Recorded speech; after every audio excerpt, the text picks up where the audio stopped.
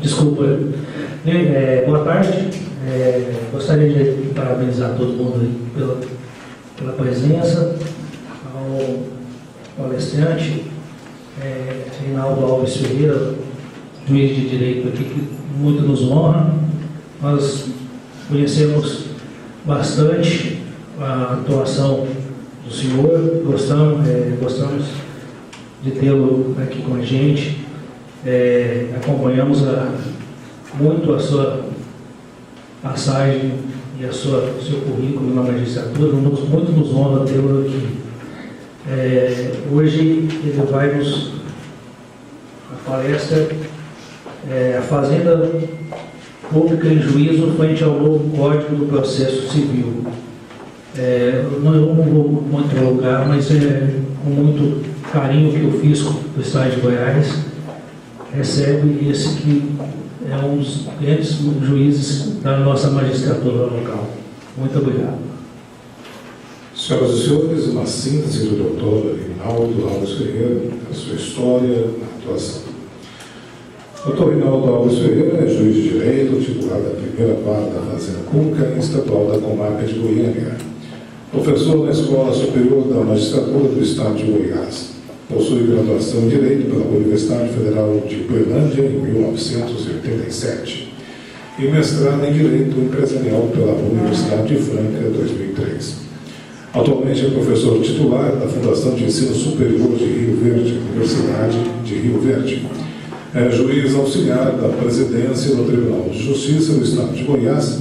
Tem experiência na área de Direito com ênfase em Direito Processual Civil. Senhoras e senhores, doutor Reinaldo Alves Ferreira.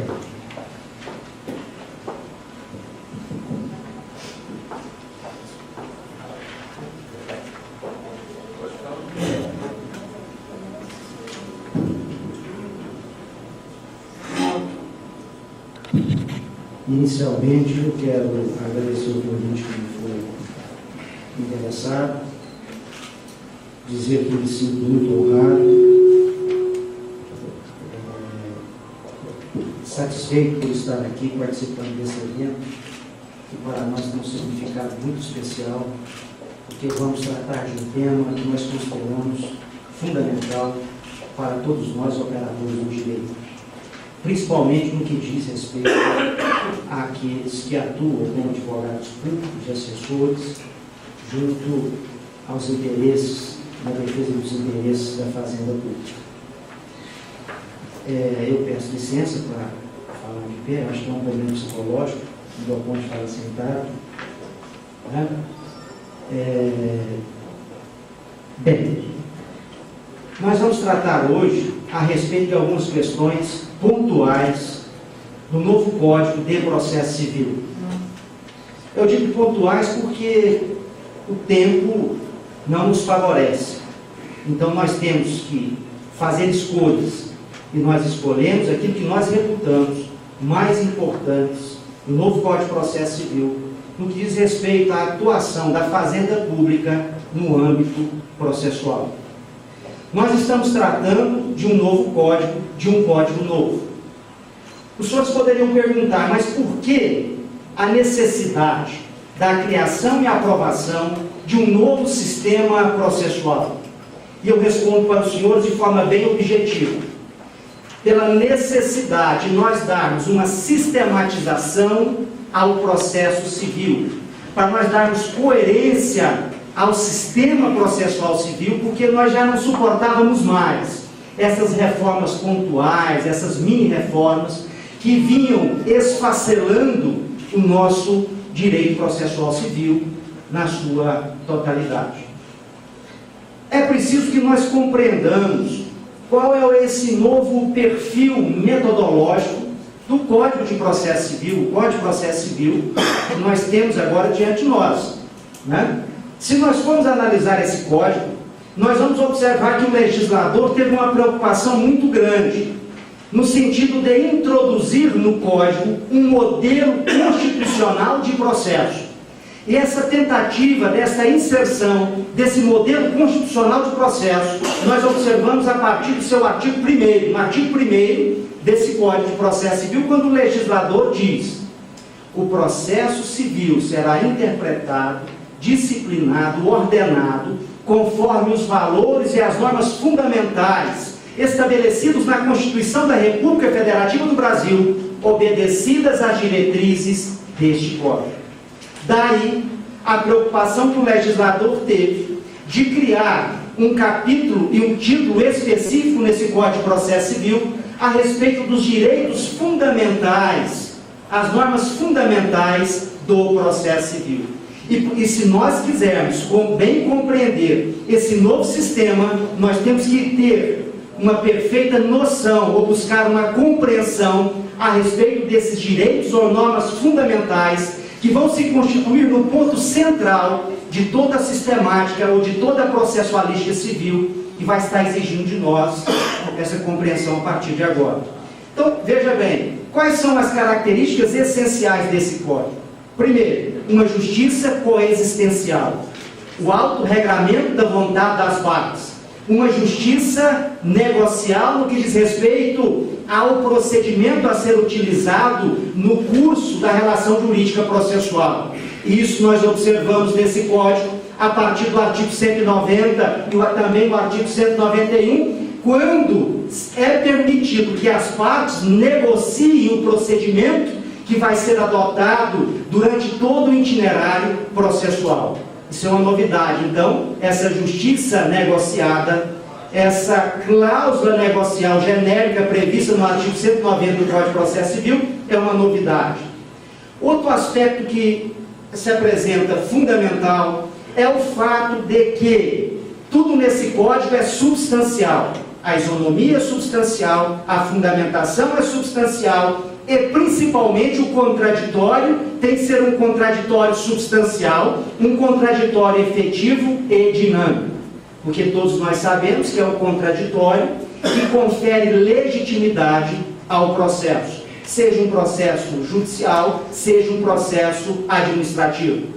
E esse contraditório substancial, ele exige de cada um de nós uma mudança de cultura, de concepção, a partir do momento em que nós observamos na sua aplicação a necessidade de o juiz evitar aquilo que nós chamamos de decisão de terceira via ou decisão surpresa.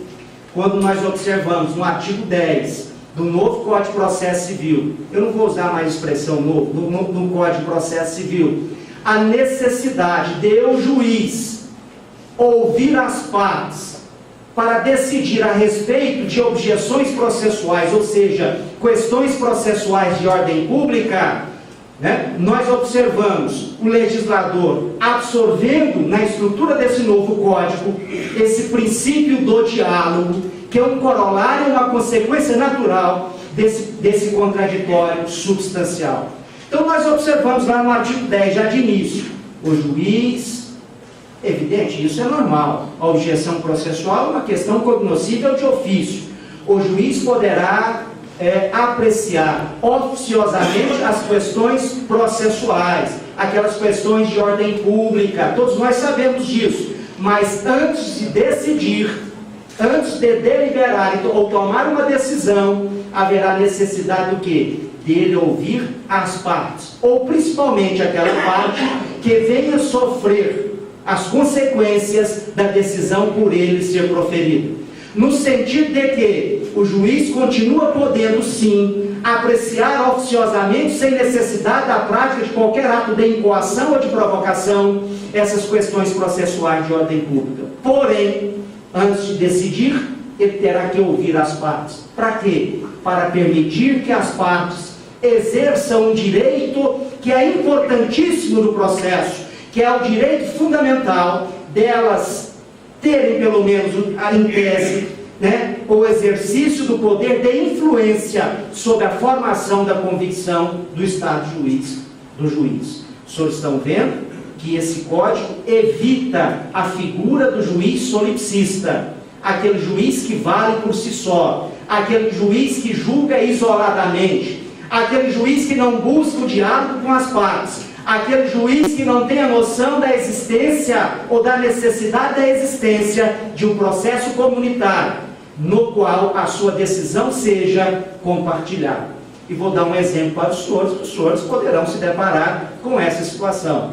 Eu me recordo, alguns meses atrás, antes da entrada em vigor do código, dirigindo-me a uma sessão de uma determinada Câmara, lá chegando encontrei-me com um ex-aluno.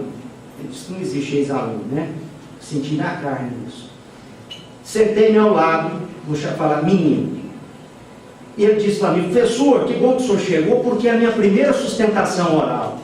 Eu notei que eu não podia sair dali, que ele queria o meu apoio espiritual ou moral. Evidentemente que só faltou ele pedir. Eu falei: não, eu vou ficar aqui para dar um apoio, né?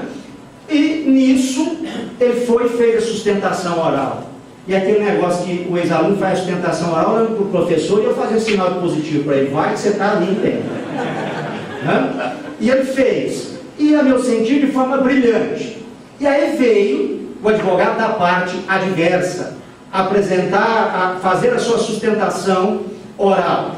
E ao fazê-lo, ele começou a suscitar alguns temas que, segundo o ex-aluno, nunca havia sido objeto de conhecimento por parte do juiz e muito menos de discussão no ambiente daquele processo.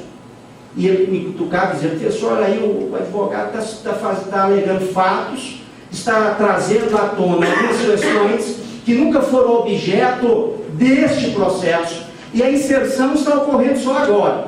O que eu faço? O que eu tenho que fazer?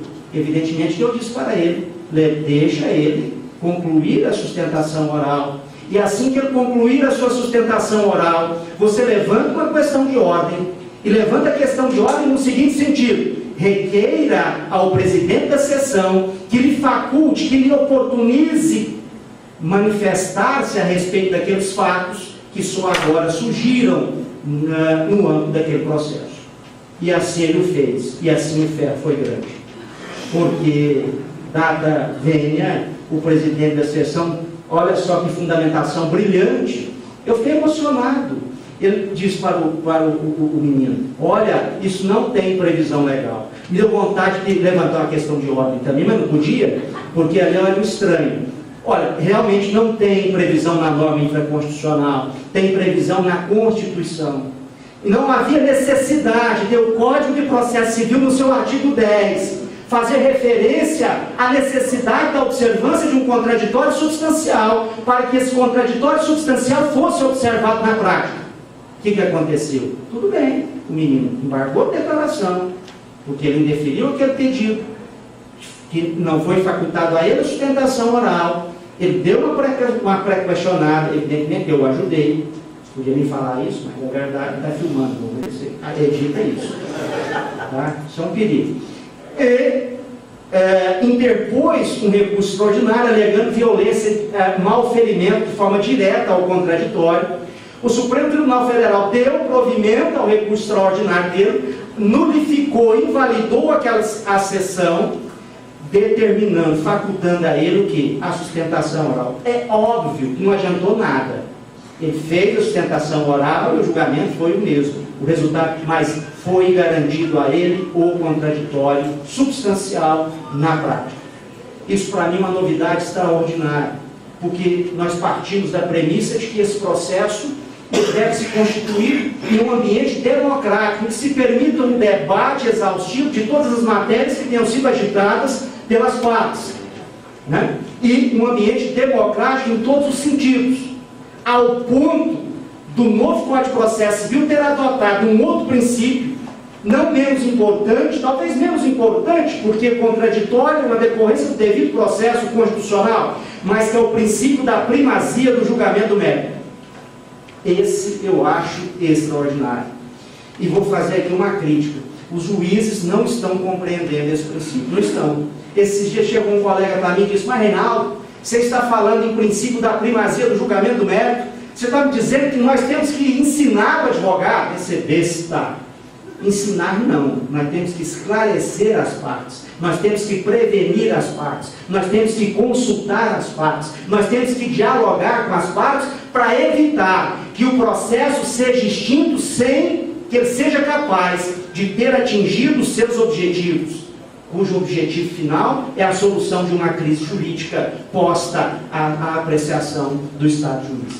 É isso. Então, segundo esse princípio da primazia do julgamento mérito, o juiz tem que fazer de tudo para contornar os óbices existentes no processo, que em tese poderão servir de obstáculo ao regular desenvolvimento daquele processo.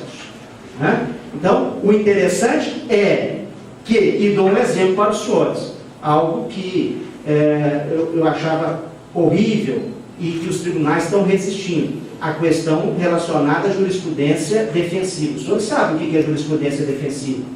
O que é jurisprudência defensiva? Jurisprudência defensiva é aquilo que os tribunais criavam para não tomar conhecimento a respeito do mérito recursal. Criavam-se coisas absurdas, horrorosas, como, por exemplo, se a parte ainda não foi intimada da decisão, se a decisão não foi publicada, se ele recorrer, o recurso é intempestivo, vai ser jacu, com a devida vênia. Como que esse recurso é intempestivo?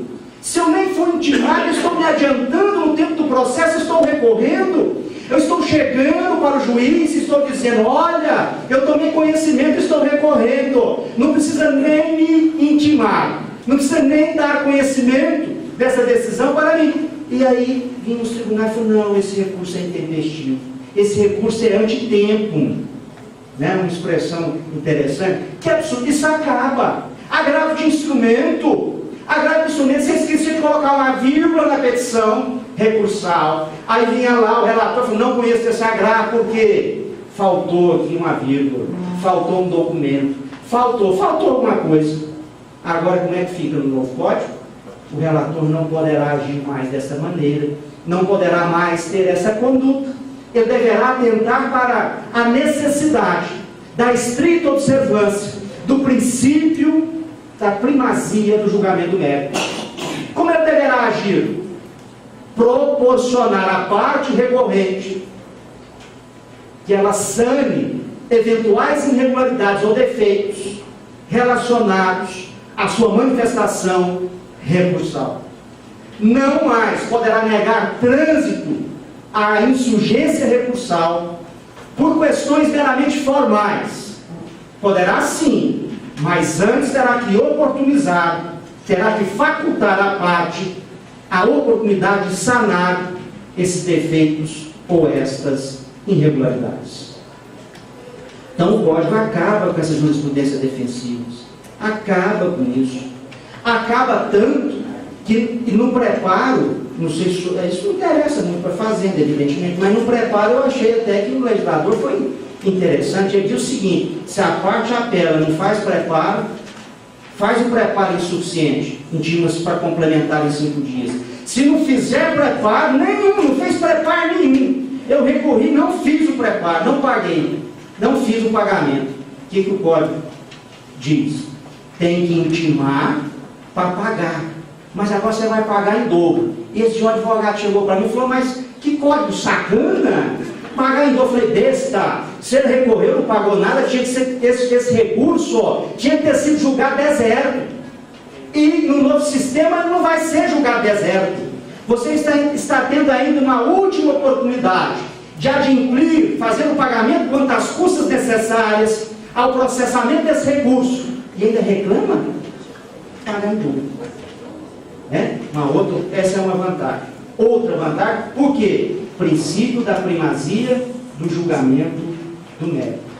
Poderíamos citar aqui outras características, fazem parte desse novo perfil metodológico do Código de Processo Civil, como, por exemplo, a isonomia substancial, a fundamentação substancial, né, e o autorregramento da vontade das partes, o qual nós já tratamos com os senhores. Mas vamos estabelecer algumas questões a respeito da Fazenda que interessam os senhores. Por exemplo, prazo. Quando a gente fala de prazo, a gente arrepia. Né? Prazo, a fluência do prazo nesse novo Código de Processo Civil. Ficou interessantíssimo o artigo 219 do Código de Processo Civil. Né? Os prazos processuais fluirão apenas nos dias o quê? Úteis. E aí vem gente que critica, fala, mas isso aí vai atrasar a marcha do processo, vai retardar a entrega da prestação jurisdicional. Gente, o que retarda a entrega da prestação jurisdicional é o tempo que nós chamamos de tempo morto. É aquele tempo que os autos do processo ficavam na escrivania. É aquele período que ficava lá para o juiz despachar e não despachava no prazo previsto, no prazo legal. Esse tempo morto para mim acabou, porque agora lá na vara da Fazenda Pública o processo é eletrônico. Aquilo é uma loucura. A hora que você pensa que o processo foi, já está lá. É uma coisa de doido. Né? Você não tem tempo para nada. Tempo morto não existe. Você pode até ser morto. Aconteceu uma tragédia. Mas tempo morto não. Né? Mas nós temos no artigo 219 essa regra, os prazos processuais. Mas o que são prazos processuais? Essa é uma questão que a doutrina não vem enfrentando, não vem tratando. Né? Esses dias mesmo, observando lá o professor Cássio Scarpinella, todos nós conhecemos, dizendo o seguinte, o prazo, aquele prazo de 15 dias para o pagamento voluntário na fase de cumprimento de sentença, não na fase de cumprimento de sentença em face da Fazenda, porque a Fazenda não pode pagar voluntariamente, aquele prazo não é processual. Mas, gente, eu fico imaginando, se aquele prazo não é processual, é o quê? Você sabe qual é o conceito de prazo processual? É aquele prazo que vai ter curso no âmbito do processo. No processo. Então, prazo para impetrar mandado de segurança, 120 dias, que o legislador não tira aquela decadência lá da lei de 2016, repetiu aquela besteira, prazo decadencial. Quer dizer, aquele prazo é direito material. Ele flui fora da órbita do processo. Aquilo é lógico que nós não vamos aplicar a regra do artigo 219 do Código de Processo Civil, porque eu estou vendo gente, aí se o procurador do Estado chegou para ele e falou, agora, prazo para impetrar mandado de segurança só vai correr em Jesus. Eu falei, vai. Eu incentivei ele, eu falei, vai mesmo. Porque pelo menos se impetrar fica fácil para decidir. Né? De onde ele tirou isso? Um absurdo. Agora, nós observamos no artigo 183 do Código de Processo Civil, vocês estão vendo que eu estou decorando esse código, esse trem aqui de programar. O outro eu sabia de cor, mas esse está difícil. Mas no artigo 183 do novo Código de Processo Civil, nós observamos que o prazo para a Fazenda Pública, que antes era em quádruplo, nós lembrávamos muito lá do artigo 188 do Código de Processo Civil, de 73, quádruplo, agora o prazo é o quê? Dobro.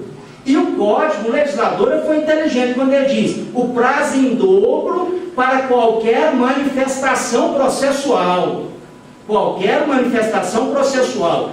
É lógico que aqui vai ficar fora. Aqueles prazos vão ficar fora. Aqueles prazos específicos previstos para a Fazenda Pública. É óbvio que o prazo para embargar na execução fulcrada em um título extrajudicial promovida em face da Fazenda Pública, esse prazo para oferecimento dos embargos pela Fazenda Pública será um prazo simples, singelo, de 30 dias. O prazo para a Fazenda Pública impugnar, quando a execução estiver lastreada em um título executivo judicial, esse prazo vai ser o quê? De 30 dias. Porque nós estamos tratando de prazos específicos, previstos no Código para a Fazenda Pública. Prazos judiciais também fora. No mais, nós temos que esses prazos serão dobrados. Porém, é lógico que os senhores talvez não tenham se deparado com essa situação, nós não podemos aplicar de forma acumulada a regra do artigo 183 do Código de Processo Civil, que trata do prazo em dobro, com a regra do artigo 229, que também trata do prazo em dobro, quando as partes litisconsortes tiverem procuradores diversos. O artigo 229 ainda diz, de escritórios distintos. Me pergunto o que é isso, que eu não sei. Francamente, tem assim escritórios distintos, né? Só o tempo vai dizer como é que vai ficar essa situação, né? Mas eu estou dizendo isso porque, certa feita, em um determinado processo, acho que era uma ação civil pública, um advogado de uma determinada autarquia, que figurava no polo passivo, em companhia de uma pessoa física ou natural, com procuradores diversos, procuradores diferentes, ele veio com uma tese que eu fiquei até emocionado. né? Ele diz o seguinte: ó, nós temos que conjugar o antigo artigo 188 com 191. Se a fazenda pública tem um prazo em 4, mas os advogados são diferentes, eu quero o prazo em óptuplo. Eu vou falar assim: olha, você tem que se segurar, né? Deu vontade, você tem certeza que você está pedindo isso? Quer dizer, isso é inviável, impossível, né? Se nós temos um litisconsórcio passivo envolvendo a fazenda pública e um particular, evidentemente os procuradores serão diversos, de escritórios distintos. É lógico, eu estou tratando da advocacia pública, né? Não há que se falar aqui na dobra do prazo para a fazenda para que esse prazo seja em quádruplo. O prazo continuará sendo o quê? Um prazo em dobro para a fazenda pública. Né? Outra questão é a intimação do advogado público.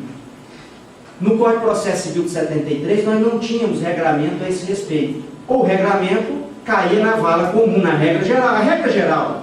Mas um regramento específico, como nós temos na Lei 6.830, que trata da execução fiscal, onde havia necessidade da intimação pessoal da fazenda pública, do procurador, né? A intimação pessoal, inclusive o STJ vinha entendendo com propriedade, com total acerto, que esta regra a respeito da necessidade da intimação pessoal se estendia também aos embargos, às decisões proferidas nos embargos. Bom, o que o Código agora faz? A intimação tem que ser pessoal, mediante carga, remessa ou por meio eletrônico. E digo mais, essa intimação pessoal não poderá ser substituída pela simples publicação. Tenha paciência. Eu estou fazendo questão de dar ênfase a isso, por quê? Porque existem já alguns doutrinadores de nomeada afirmando, asseverando que a publicação seria suficiente. Não, o Código é expresso. Há a necessidade de que esta intimação seja pessoal. E se não bastasse, o Código vai além e deixa claro a como vai se dar essa intimação. Carga, não é? Carga pelo meio eletrônico ou então vista dos autos, por qualquer desses mecanismos. Então, a publicação ela é necessária, mas ela não terá o condão de suprir a necessidade de que a intimação seja implementada nessa forma, de forma pessoal. Outra questão que me chama muita atenção e que diz respeito à fazenda pública é quanto aos honorários. Quem faz de honorários, advogado fica emocionado, né? E com razão. Eu também, quando advogado, ficava. Eu lembro que uma noite tinha uma ação, uma vez, eu não vou falar o nome da Tomac, né? Eu deixei de ser advogado, tal, fui promotor, fui ingressei na magistratura, mas esperando os honorários. E meu irmão lá firme no processo, né? Eu esperava pelo menos 30% dos honorários, né? Aí um dia meu irmão chegou comigo e falou: olha, aquela sentença saiu, uma declaratória, um valor altíssimo. Aí eu já conheci aquela história do cara que acha que ganhou na loteria, né? Fiquei muito alegre. Quando eu fui ver o valor, o juiz fixou em R$5.000. O proveito econômico era em torno de 20 e tantos milhões. Eu fiquei numa emoção. Se eu pego aquele juiz naquela hora, eu falo um negócio. Virou danado. E tinha sido aluno, ainda eu falei: rapaz, você não aprendeu isso comigo. Não tem lógico, mas R$5.000. Aí eu falei: meu irmão, recorra. Ele recorreu, insurgiu-se. Aí o tribunal, com aquela bondade toda, majorou R$7.850. Aí eu fiquei mais nervoso. Eu falei: pô, mas é sacanagem um negócio. Então o legislador, ele veio, ou pelo menos ele busca sanar esse problema. Quer dizer, criou-se critérios, foram criados critérios. Nós já tínhamos critérios, mas buscou-se a objetivação desses critérios, né? Se nós pegarmos o parágrafo 3º do artigo 85 do Código de Processo Civil, nós vamos encontrar lá uma tabela. E se nós observarmos o parágrafo 4 do mesmo artigo 85, nós vamos dizer que aquela tabela ela vai ser observada de forma sucessiva, até que se chegue ao valor final. 10 a 20, 8 a 10, 5 a 8. Se nós vamos observar, nós vamos ver isso lá. Agora, isto, muitos não queriam que fosse assim, porque quando nós acompanhamos a elaboração desse novo Código de Processo Civil, as idas e vindas, e nós observamos que no projeto original da Câmara, esta regra só seria aplicada quando a fazenda fosse a parte vencedora. E se nós observarmos agora a regra inscrita no parágrafo 3º do artigo 85, nós vamos observar que lá não se faz essa distinção, não é feita essa distinção. Em todos os processos em que a fazenda pública for parte, ré ou autora, não importa, ou interveniente, o sistema que vai ser adotado de fixação de honorários vai ser esse do parágrafo 3º do artigo 85 do Código de Processo Civil. Né? Então, aquilo que no primeiro momento poderia ser muito bom para a fazenda, poderá não ser, dependendo, evidentemente, de cada caso, de cada situação concreta. Mas o que muitos não têm observado é o seguinte: o parâmetro é a condenação e o proveito econômico. Mas tem causas em que não há condenação, nós não vamos ter condenação, a sentença não vai ser prestacional, tipo, pecuniária. E nessas causas também nós não vamos ter como mensurar o proveito econômico. Aí o código vem e diz, então utiliza o valor da causa. Mas aí eu vou além, mas e se o valor da causa for ínfimo, for pequeno? Qual o critério que nós haveremos de adotar para a fixação dos honorários? Aí não adianta, aí nós vamos cair no critério subjetivo. Aí o parágrafo 8º do artigo 85 do Código de Processo Civil diz, aí o juiz vai fixar consoante as diretrizes do parágrafo 2º do artigo 85 do Código de Processo Civil. Aí nós vamos entrar naquela, né? Complexidade da causa, zelo, local de prestação de serviço, tempo despendido, e o juiz vai fixar um valor certo. Então, na verdade, no que tange a fixação de honorários nos processos em que a fazenda seja parte, nós temos, na verdade, não apenas um critério, nós temos 3 critérios. O primeiro critério, que é aqueles percentuais sobre o valor da condenação ou do proveito econômico. Se isso não for possível, o valor da causa. Se o valor da causa for ínfimo, aí nós vamos cair no critério essencialmente subjetivo. Essencialmente subjetivo. E o novo código buscou afastar alguns defeitos que nós observávamos, né, de interpretação na própria jurisprudência, como, por exemplo, compensação de verba honorária. Eu nunca vi isso. Compensar como?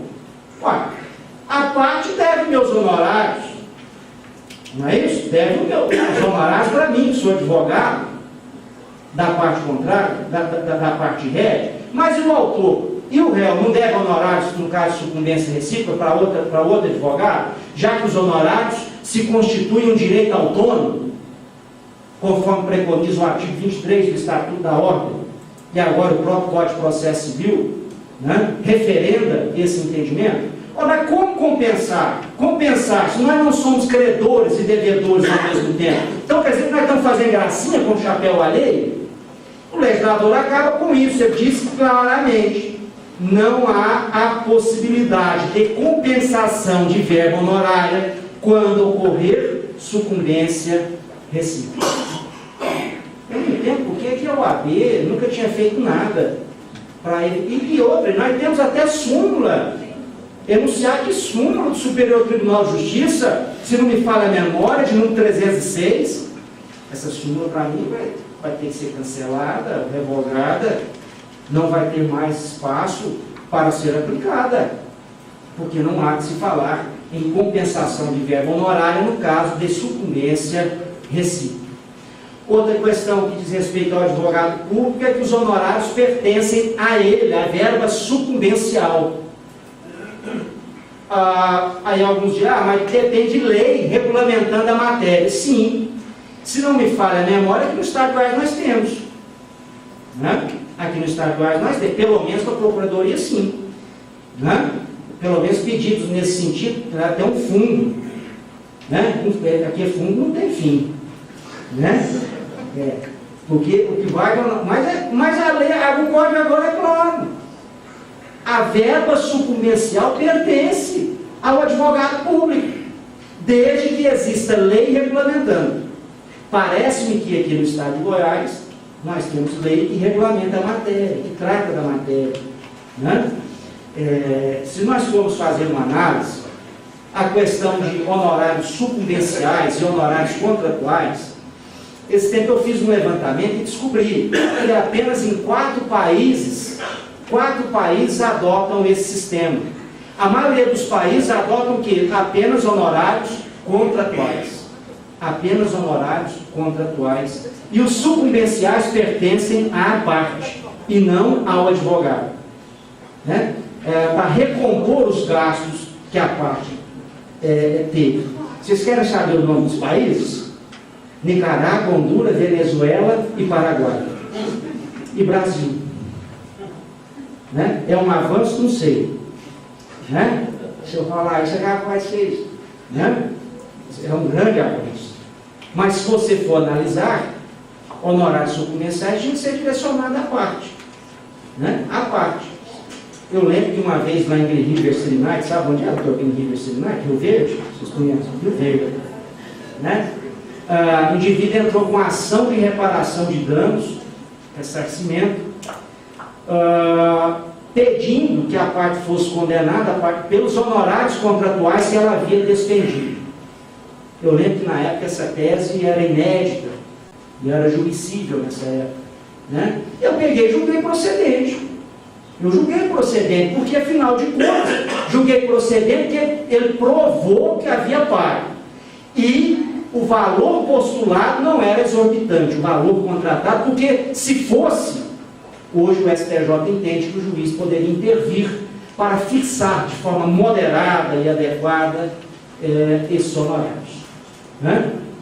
Bom, outra questão dos honorários na execução contra a Fazenda Pública. Isso é algo, né, que o Código tentou dirimir, tentou resolver. Lá no parágrafo 7º, se não me falha a memória, do artigo 85 do Código de Processo Civil.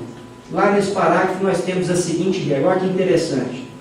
Na fase de cumprimento de sentença instaurada contra a Fazenda Pública, né, que depender de expedição de precatório, só serão fixados honorários se for apresentada impugnação. Se não for apresentada impugnação, não vai existir espaço para fixação de honorários. Eu digo fase de cumprimento de sentença porque agora a execução em face da Fazenda Pública, desde que essa execução esteja amparada por um título executivo judicial, é uma execução fase. Está lá no artigo 910 do Código de Processo Civil. Se os senhores perguntarem para mim qual a mudança substancial dessa execução fase da execução por meio de um processo autônomo contra a Fazenda quando o título for extrajudicial, é que na execução fase, ao invés de embargos, nós vamos ter o que? A possibilidade da apresentação de impugnação. E na execução, por meio de um processo de execução autônomo, quando o título executivo for extrajudicial, nós vamos ter como mecanismo de defesa, com natureza de ação, a figura dos embargos à execução. Né? De qualquer forma, o legislador ele buscou deixar clara uma situação que a jurisprudência já vinha defendendo, que é o seguinte, que na execução por quantia certa, de maior valor, instaurada em face da Fazenda, a Fazenda não pode pagar voluntariamente. Ela não pode pagar esse ponto sua. Olha, se ela não pode, não existe causalidade. Não foi a Fazenda que deu causa à necessidade da instauração da atividade jurisdicional executória. Agora, se a Fazenda impugna, ela vai estar manifestando uma resistência àquela pretensão satisfativa, executória, deduzida ainda que numa fase complementar daquele processo. Aí sim, vem o código e diz, nesse caso, os honorários deverão ser o quê? Deverão ser fixados. Consoante o quê? Qual regra? Parágrafo 3º do artigo 85 do Código de Processo Civil. Porque a regra do parágrafo 3º do artigo 85 do novo Código de Processo Civil, nela nós não devemos fazer nenhuma distinção se a fase é de conhecimento ou se é de execução. Tá? Agora, por outro lado, se a execução é de menor valor, aquela que ao final vai render ensejo a expedição de requisição de pequeno valor, nesta deverão ser fixados honorários, sempre, independentemente ou não de impugnação. E se a execução estiver fulcrada em um título executivo extrajudicial, e aí nós teremos a necessidade da instauração de um processo, como o parágrafo 7 faz referência apenas, única e exclusivamente, à fase de cumprimento de sentença, nessa nós sempre teremos a necessidade do quê? Da fixação de verba honorária, independentemente de oposição dos embargos. Né? É lógico que isso não é tranquilo, porque a jurisprudência caminhava num outro sentido, mas o Código deu essa guinada, tentando solucionar essa questão. Outro aspecto que me chama muito a atenção é a questão da remessa necessária. A remessa necessária também sofreu algumas alterações. Eu me recordo que alguns autores, e ainda defendem com uma certa veemência, o fim da remessa necessária. Remessa necessária que nós conhecemos por vários nomes, né? Duplo grau de jurisdição obrigatório, reexame necessário, princípio do impulso oficial, mas o Código, pela primeira vez, utiliza-se do nome remessa necessária. Lá no artigo, se não me falha a memória, artigo 469, por ali. Se eu estiver errado, está perto. Tá? Bom, qual a novidade da remessa necessária? Interessante. Tem autores que até hoje, na atualidade, ainda defendem que a remessa necessária tem natureza recursal. Né? E autores de conta. Né? Na verdade, a remessa necessária é uma condição de eficácia do próprio ato sentencial.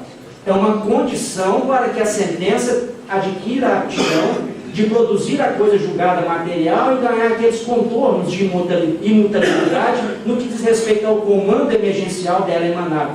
Então, a remessa necessária não tem natureza recursal, não obstante, no seu processamento seja adotado o quê?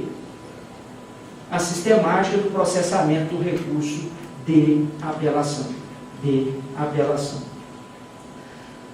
Qual a novidade? A criação de tetos.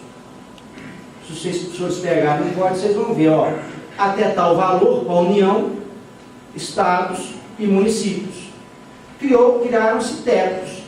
E foi aprimorado o sistema das súmulas impeditivas de reexame necessário ou de remessa oficial. Por quê? Porque agora o legislador diz o seguinte: se a decisão estiver em consonância com decisões proferidas sob a égide da sistemática de recursos repetitivos, essa sentença, essa decisão não estará sujeita à remessa necessária. Isso é interessante. E mais, o legislador foi além. Se a decisão estiver em consonância, estiver conforme enunciados, súmulas, que vinculam a administração, porque criadas pela própria administração, aquela sentença também não estará sujeita ao princípio do impulso oficial. É o que eu fiz no processo esses dias.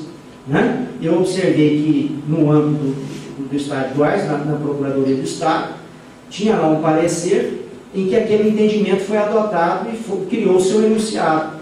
E eu sabia daquilo e o procurador não dizia, porque aí vem a questão da boa-fé. Né? Porque muitos doutrinadores vêm afirmando, com razão, falar, a própria parte tem que dizer. Não diz. Eu perguntei para ele, Tem lá esse entendimento no âmbito administrativo? Ele veio e falou que não. Aí eu peguei e falei, tem, deu vontade de multar ele, né? Mas não pode. Quer dizer, isso, e, aliás, essa questão de multa contra advogado tem repercussão geral, está lá no Supremo. Eu acho isso um horror, porque o Código fala as partes, né? E os advogados estão sujeitos ao que? O Código de Ética deles, né? A multa como sanção atinge as partes. O advogado não é parte. Se você falar que o advogado é parte, é capaz de que eu venda ressuscitar, né? Não tem lógica, não faz o mínimo sentido. Mas, de qualquer forma, isso é uma inovação interessante. Por quê? Porque a partir dessa mudança, o que nós estamos fazendo? Solicitando estes dados da própria administração. Porque, às vezes, a administração ela tem um entendimento lá simulado, tem um enunciado criado, mas ela própria não obedece. Ela própria não segue aquele enunciado. Isso não é muito raro de acontecer. Mas se você sentencia com fundamento naquele enunciado, como causa primária da sua fundamentação, aquela sentença, ainda que desfavorável aos interesses da fazenda pública, ela não estará sujeita ao reexame necessário. Só uma perguntinha, quanto tempo falta para mim? Aí eu sabia que ia falar um pouco desse, já passou, aí eu falei estranho desmaia, passou mal. Bom, mas já vou encerrar. Porque... Não, vamos encerrar. Só mais um aspecto que eu quero ponderar com os senhores. A questão da tutela provisória envolvendo a fazenda pública. Olha, presta atenção que eu vou dizer, isso é interessante, porque está gerando uma celeuma muito grande em sede doutrinária. Por enquanto, em sede doutrinária, daqui um dia na jurisprudência. Aquela estabilização dos efeitos da decisão que antecipa a tutela, os efeitos materiais da tutela, em que a parte formula um pedido de antecipação de tutela de forma antecedente, com fundamento do que preconiza o artigo 303 do Código de Processo Civil.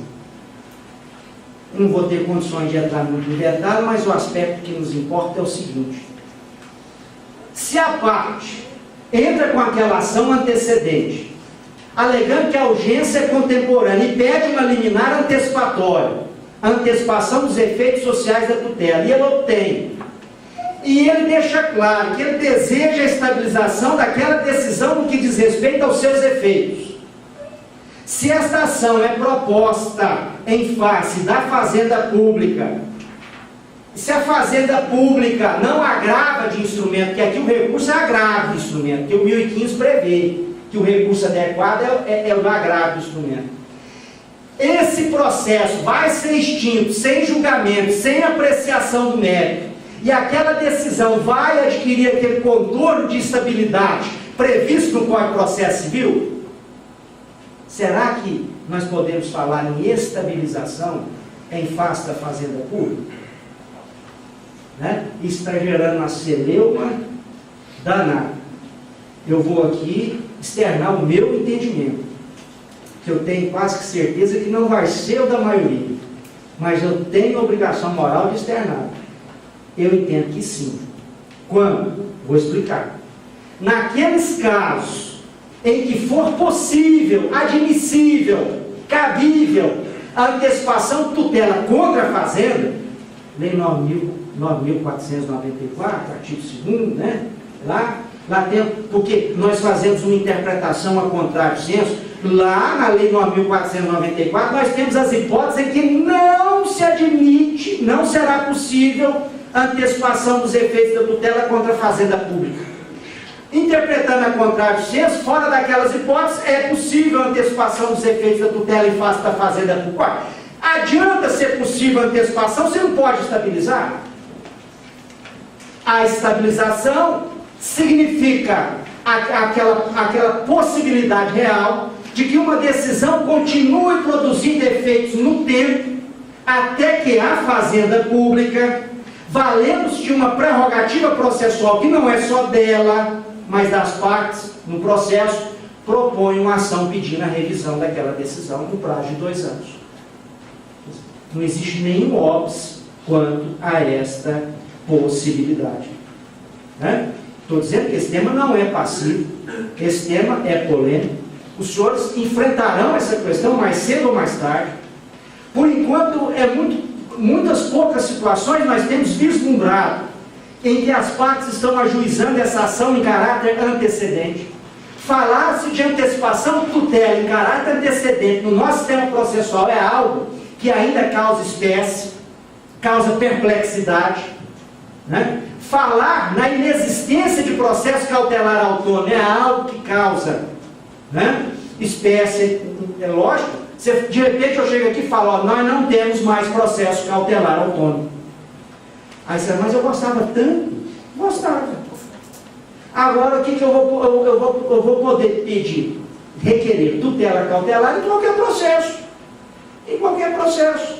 Em qualquer fase do processo. Esses dias mesmo um colega de uma vara civil, olha que interessante, que falta de... A parte na inicial da execução, não na inicial, mas logo depois de protocolizada a inicial da execução, ela atravessou uma petição e disse, este executado, não estamos conseguindo formalizar a citação dele, ele está dilapidando o patrimônio, eu quero uma tutela cautelar que venha constritar esses bens. Aí sabe o que o juiz diz? Não cabe, quer dizer, ele está com a mente lá no Código de Processo Civil de 73. Eu diria para os senhores que nem no Código de Processo Civil de 73, ele estava com a mente no Código de Processo Civil de 39.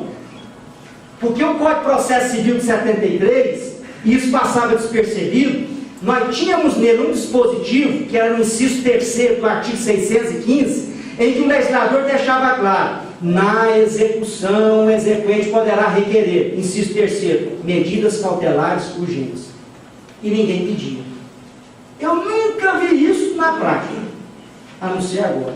Então isso ainda causa uma certa perplexidade, e principalmente quando nós tratamos desta possibilidade de aquela decisão, por meio da qual tem ocorrido a antecipação dos efeitos da tutela, ela estabilizar-se, ainda que proferida em detrimento dos interesses da própria fazenda pública. Eu estava vendo esses dias uma questão de medicamentos. Eu estava até imaginando, por que o cidadão entra com essa ação antecedente, pede uma liminar, às vezes obtém uma liminar, o Estado não agrava. O Estado não agrava. Olha, ele continua recebendo os medicamentos, na confiança de que uma medida antecipatória, no que diz respeito aos seus efeitos, ela seja capaz de debelar, de pôr fim a uma crise jurídica. Eu vou dizer uma coisa para os senhores, para os críticos desse Instituto da Estabilização dos Efeitos da Tutela. Os senhores acham que parte está preocupado com coisa julgada ou está preocupado com a realização do seu direito no mundo dos fatos, no plano dos fatos? Está preocupado com a realização do seu direito. Para a parte pouco importa se produziu ou não produziu coisa julgada. Ela quer o que? A concretização, a implementação prática do seu direito, que é a finalidade essencial do processo, qual seja atender aos desígnios do direito material. Está preocupado lá com coisa julgada o quê? Coisa julgada está preocupado é juiz, né? Que gosta de uma discussão acadêmica, científica e tal, ou outras, mas parte quer o quê? A realização do seu direito, a concretização. E essa concretização, ela ocorre por meio dessa medida antecipatória. Certa feita, me perguntaram o seguinte, mas então quer dizer que a decisão interlocutória, por meio da qual ocorre a antecipação dos efeitos da tutela, ela ganha em importância, ela é mais importante do que a própria sentença na qual o juiz se limita a definir o direito? E o que eu respondi? Sim, porque na verdade a sentença é o quê? A sentença, ela apresenta a tutela jurisdicional, ela apresenta, na sentença o juiz chega e fala, ó besta, aqui é a tutela jurisdicional que você tem direito, mas tem uma coisa que você não vai usufruir agora não. A futura apelação tem efeito suspensivo. Tem efeito suspensivo, você não vai usufruir. Agora, presta atenção, se o juiz antecipa a tutela na sentença, hein? Se ele antecipa a tutela na própria sentença, que maravilha, né? Quer dizer, por que não? Se é possível, através desse novo instituto da estabilização, o juiz deferir uma liminar, postercipando o contraditório, postergando o contraditório naquele processo, e isso seja capaz de se estabilizar, mas a fazenda, os direitos, né, indisponíveis, não admite transação. Concordo. Não vem com essa história de que na fazenda pública, eu não sei como é que está ocorrendo na região dos senhores. Juiz marcar audiência de conciliação e mediação, principalmente em matéria tributária. Vai ser besta. Eu não vou marcar audiência de conciliação, principalmente em matéria tributária, que não dá. Em outros casos, nós podemos até pensar, quando o Estado ele não age com poder de inquérito, mas poder de gestão, como um particular, ele se iguala ao particular na relação jurídica de direito material, eu posso até pensar em aplicar o artigo 334 do Código de Processo Civil, mas na maioria das situações nós temos que convir que não, definitivamente não. Tá? Só para encerrar, já estou sentindo uma vibração que encerra esse negócio, né? Só para encerrar a questão do sistema recursal, tem algo que eu quero falar, o artigo 1009. No artigo 1009, o agravo do instrumento, nós estamos ouvindo assim, o agravo retido acabou. Vocês não imaginam, o dever chorou. Mas acabou, não tem mais agravo retido, não. Eu lembro que uma vez eu estava fazendo uma audiência no interior e veio um advogado de São Paulo, não é nada contra, uma banca, um escritório muito grande, um processualista conhecidíssimo, daqui a pouco eu falo o nome do outro, né? E o cara me apurrinhando, né? Aí tem uma que eu devo proferir uma decisão interlocutória, ele pega e fala, agravo, né? Agravo retido, tinha que ser retido, artigo 523, 522, agravo retido. Eu falei, perfeitamente, consta o agravo retido dele aí. Aí eu virei para ele e falei, agora se eu me der as razões. Não, razões daqui 10 dias. Eu falei, não, 10 dias. No processo civil nós não adotamos o princípio da complementariedade. Quando você recorreu, meu amigo, você tem que apresentar as razões sob pena de reclusão. E o advogado foi ficando apertado, eu falei, me dê as razões. E eu já estava sem razão, né? Me dê as razões daquele trem, não dou, mas virou um negócio, um outro incidente processual aqui. Sabe o que o advogado falou para mim? Isso, falsinho, doutor, deleta o meu recurso. Eu falei, deleta? Essa figura processual eu desconheço completamente. Francamente, eu já ouvi falar da desistência do recurso, né? Eu falei, não, eu sou deleta. Aí eu ainda fiz assim, é lógico, não precisaria se fosse desistente. E a parte contrária, que acha? Pode deletar, doutor. Enfim, eu falei, deleta esse trem logo, mas nunca existiu. Ele já vai dar trabalho para ele. Bom, mas a questão é que o recurso, o agravo retido acaba. E fica só o agravo do instrumento. E o agravo do instrumento, segundo a analisada doutrina, e acho que esse entendimento vai prevalecer, os casos de interposição do agravo do instrumento encontram-se elencados taxativamente, né, números clausos, lá no artigo 1015 do Código de Processo Civil. Fora daquelas hipóteses, não mais será possível a interposição do agravo do instrumento. E aí, o que o legislador fez? Adotou o princípio da irrecorribilidade separada. Ele diz o seguinte, com as decisões interlocutórias proferidas no curso do processo, não sujeitas à interposição de recurso de agravo do instrumento, né, elas não precluem. Poderá a manifestação recursal ser articulada, deduzida na apelação ou nas contrarrazões recursais. Quer dizer, primeiro o legislador foi a técnica, precluiu, porque se ele apelar e não alegar, precluiu. Se ele não alegar nas contrarrazões, precluiu. Né? Não é isso. O que eu quero dizer é o seguinte, a recorribilidade é diferida. Você pode recorrer, mas não pode recorrer agora. Você só pode recorrer se você apelar e alegar na apelação, ou se você contrarrazoar, responder a um recurso e alegar essa matéria nas contrarrazões. Você entende? Quer dizer, o legislador adotou o princípio da irrecorribilidade separada, adotando o princípio da concentração. Isso está gerando uma celeuma. Né? Primeiro, vocês entendem, olha só que interessante. Olha que coisa interessante. Você imagina se a parte apela, aí o réu vai responder aquele recurso e nas contrarrazões ele recorre. Ele vai recorrer nas contrarrazões. Só vejam que o legislador ele desvirtuou as contrarrazões, porque contrarrazões sempre serviram de resposta e não para veiculação de pretensão recursal. Distorceram as coisas. Agora vocês imaginam se esse réu nas contrarrazões ele recorre, que ele vai recorrer lá, e o autor pega e desiste da apelação?